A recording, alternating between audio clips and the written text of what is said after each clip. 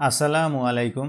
আপনি কি একজন নতুন ফ্রিল্যান্সার যে ওয়েব ডেভেলপমেন্ট শিখে ক্লায়েন্ট পেতে চান কিন্তু বুঝতে পারছেন না ক্লায়েন্ট পাওয়ার আগে আসলে কি করতে হবে? তাহলে এই ভিডিওটি আপনার জন্য। আজ আমি আপনাদেরকে দেখাবো স্টেপ বাই স্টেপ একজন ফ্রিল্যান্সার ওয়েব ডেভেলপারকে ক্লায়েন্ট পাওয়ার আগ পর্যন্ত কি করতে হয়। তাহলে চলুন শুরু করা যাক। প্রথম স্টেপ হচ্ছে স্কিল ডেভেলপমেন্ট, কারণ কোনো একটি নির্দিষ্ট স্কিল আপনাকে জানতেই হবে।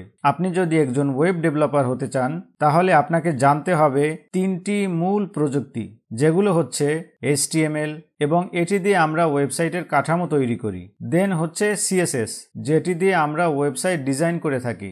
আফটার দ্যাট জাভাস্ক্রিপ্ট, যেটি ইউজ করে আমরা ওয়েবসাইটের ইন্টারঅ্যাক্টিভিটি অ্যাড করি। শুধু এগুলোই নয়, এর সাথে আপনাকে শিখতে হবে ব্যাকএন্ড টেকনোলজি, যেমন পাইথন, PHP অর Node.js। এর সাথে আমাদের ডেটাবেস সম্পর্কেও জানতে হবে। আপনি শিখতে পারেন MySQL অর MongoDB। এছাড়াও আপনি যদি একটু আরও অ্যাডভান্স লেভেলে যেতে চান তাহলে আপনাকে ফ্রেমওয়ার্ক শিখতে হবে, যেমন রিয়াক্ট, লারাভেল অর জ্যাঙ্গো, এবং এগুলো আপনাকে গড়ে তুলবে একজন ফুল স্ট্যাক ডেভেলপার হিসাবে। দেন আমাদের নেক্সট স্টেপ হচ্ছে practice and project building.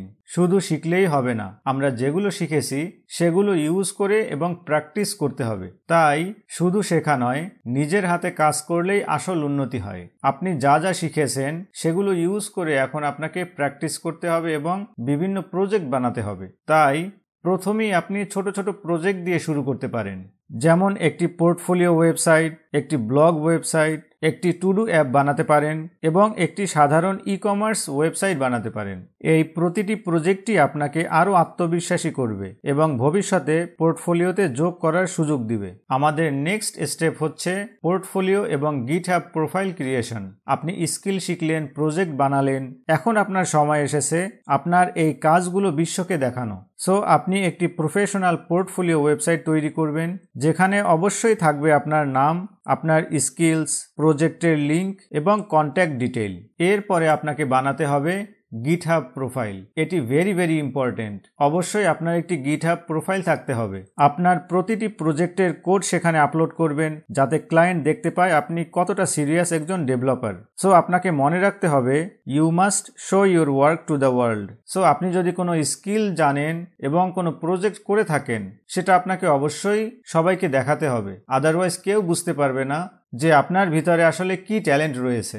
So এরপরে আমরা আসি আমাদের সব থেকে ইম্পর্টেন্ট একটি স্টেপে, সেটি হচ্ছে ক্রিয়েটিং এ ফ্রিল্যান্স প্রোফাইল। আমাদের পপুলার ফ্রিল্যান্সিং পোর্টাল রয়েছে, যেমন আপওয়ার্ক, ফাইবার এবং freelancer.com। প্রথমে এখানের যে কোনো একটিতে আপনি অ্যাকাউন্ট খুলবেন। সো আপনি ফাইবারে অ্যাকাউন্ট খুলতে পারেন সর্বপ্রথমে, এবং আপনাকে কিছু স্টেপ আছে যেগুলো অবশ্যই ফুলফিল করতে হবে, যেমন একটি প্রোফাইল পিকচার দিতে হবে, যেটি অবশ্যই প্রফেশনাল দেখতে হবে এবং ক্লিয়ার থাকতে হবে। দেন বায়োতে লিখে দিন যে আপনি কি ধরনের ওয়েব ডেভেলপার, আপনার কি স্কিল জানা আছে, এবং আপনার প্রজেক্টের লিঙ্কগুলো অ্যাড করে দিন।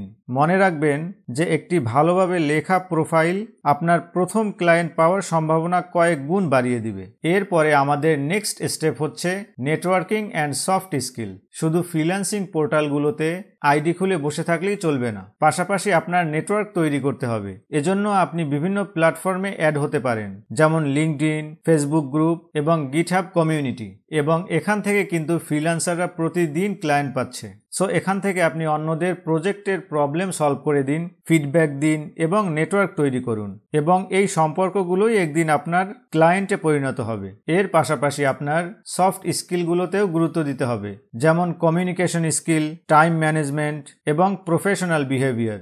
এর কারণ হচ্ছে ক্লায়েন্ট শুধু কোড নয়, একজন নির্ভরযোগ্য মানুষও খোঁজে। আমাদের লাস্ট স্টেপ হচ্ছে কনফিডেন্স অ্যান্ড প্রিপারেশন। আপনি সব কিছু শিখেছেন, মানে আপনি এখন পুরোপুরি প্রস্তুত, কারণ আপনার স্কিল আছে, প্রজেক্ট রেডি আছে, সাথে একটি পোর্টফোলিও আছে এবং প্রোফাইল থেকে সবকিছু সেট করা আছে।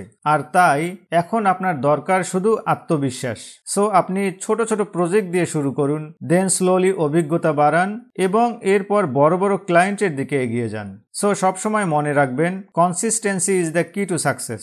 আপনার লেগে থাকতেই হবে এবং যার কোনো বিকল্প নেই। ফ্রিল্যান্সিং মানেই আপনার সবসময় লেগে থাকতে হবে। সো এটি মাথায় রাখবেন।